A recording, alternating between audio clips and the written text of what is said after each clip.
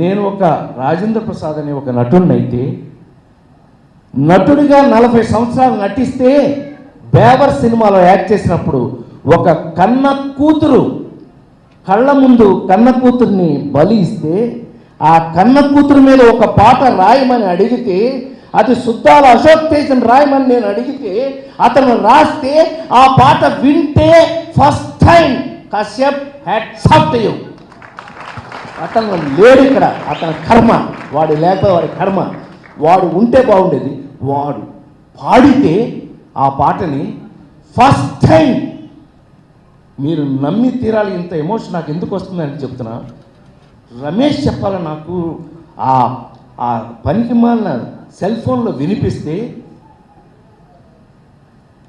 నేను ఏడ్చి ఆ రోజు సాయంకాలం ఇంటికి తీసుకెళ్ళి నాకు ఒకే ఒక కూతురు, దాని పేరు గాయత్రి, ఇంటికి తీసుకెళ్ళి దాంతో నేను మాట్లాడినాను. ఎందుకంటే అది లవ్ మ్యారేజ్ చేస్తున్నాయి, ఇవన్నీ మామూలు విషయాలే.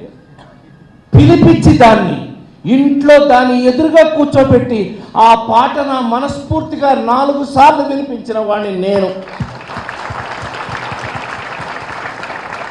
అదే ఇప్పుడు మీరు విన్న పాట.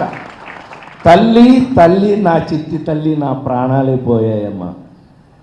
అమ్మ పోయినప్పుడు ఏడవలేదు ఈ లంబి కొడుకు, కూతురు పోయినప్పుడు ఏడ్చాను. మీరు మనుషులై మీరు నిజంగా మీకు మనసు ఉంటే ఈ పాటను మీరు జన్మలో మర్చిపోలేరు.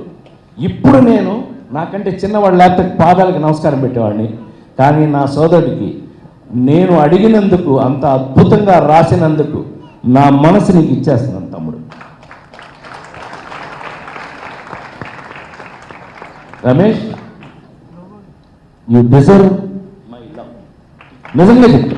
ఇవాళ సంజోష్ హీరోగా నువ్వు నటించినప్పుడు, ఆ రోజున కూతురుగా నువ్వు నటించినప్పుడు, I will let you know, please don't mistake me.